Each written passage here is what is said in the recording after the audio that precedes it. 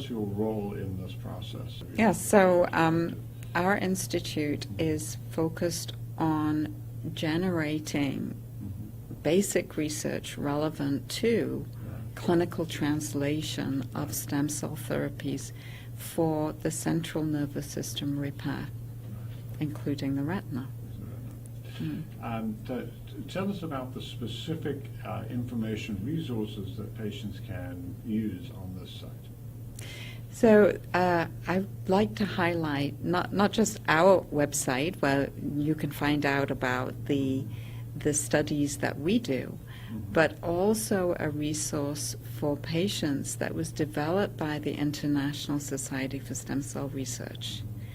They developed a website called A Closer Look at Stem Cells. You can just Google that. And what it provides is information for prospective patients, for people who are curious about stem cell therapies and what is available. Patients can go to the website and get information about the questions to ask, how they can figure out if the stem cell therapy is a real therapy, if it's founded on good scientific evidence, if it's under a proper clinical trial, or if it's promising things that are unproven and that it can't deliver. And patients should really know how to distinguish these two, because it's possible that unproven therapies can cause harm, and that should be avoided at all costs. So it's a very useful website. What are some of the territories that people should be cautious about? These therapies are being offered everywhere, every country. I think that you will find in your local newspapers, here in the U.S. and several other countries, you will find advertisements for these stem cell clinics that are offering unproven therapies. And patients should beware. The layperson may not understand. And that's why this website was created, so that patients can check out and understand what they need to know before they make this very, very big commitment. So, since I have you in front of the camera, is there anything particularly that you would like to add about the research program and the work that you're doing? You know, it's quite, it can be controversial to bring a new finding out. You know, people have studied retinal pigment epithelium for many years. They've shown that it can proliferate. And what we've done is take a single cell approach and look at individual cells. And that has shown us that there is a population of stem cells in the adult human RPE. We found the same population in bovine, in mouse. This is a general thing, but it's a new discovery. And so we're very excited about it. And I think as we develop more understanding about this cell and why it's unique, what it's doing there in the normal retina and how we can activate it, I think that this is an area that we hope will grow and that others will begin researching into. One of the questions that we're asked sometimes is, what does the cell do? Now, if it doesn't normally repair and make new RPE, why is it still there?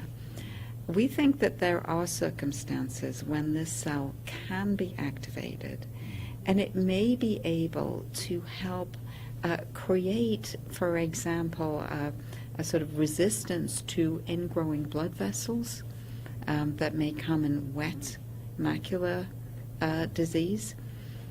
So it may be able to help sort of wall off those cells, not by making, a beautiful RPE layer, but by protecting the retina. So that's one of the ideas that we're working on. The other thing is that we think that this cell could be activated in pathological conditions.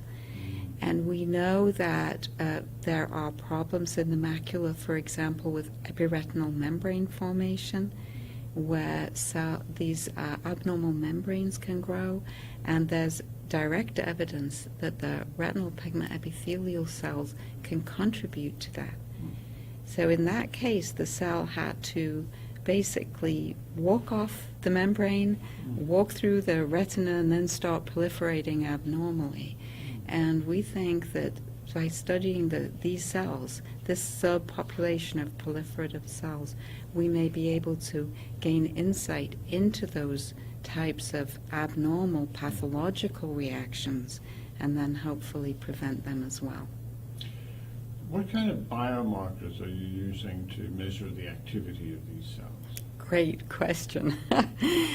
So right now, we distinguish the cells because they are much more proliferative than the surrounding adult retinal pigment epithelial cells, which really don't divide very much at all. They're much more lightly pigmented.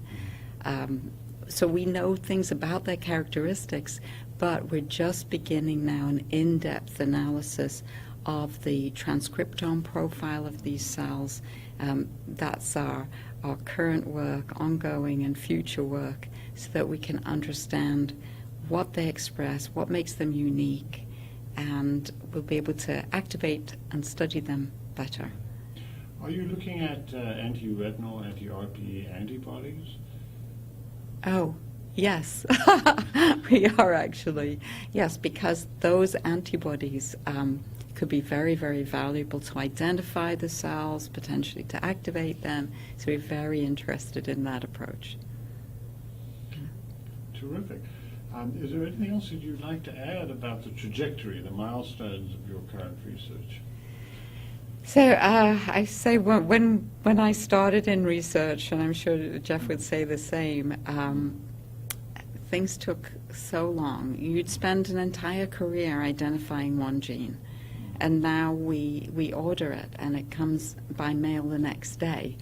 And the pace of work has just accelerated so much. I think it's hard to describe and have people understand that. But if you think that at 20 years ago we were using rotary phones, and now we're all using smartphones that can do so much, that advance has happened also in the research lab. And now so much more is possible, and the pace of discovery is so fast. And I think that is why it's very, very exciting to be a part of this now. It's an exhilarating time. It is. Yeah. It is. Yeah. And for the young people coming in to be able to contribute. And we find that so many young researchers who join us are passionate, not just about basic research, which we all appreciate is the foundation, but they're passionate about finding ways to help patients. And that's what our institute is about. Accelerating translation. Yes. Yeah, very much so. Yeah. Well, that's absolutely wonderful. Oh, I'm thrilled to you. hear all of the good work that you're doing, and we're going to keep in touch. thank you.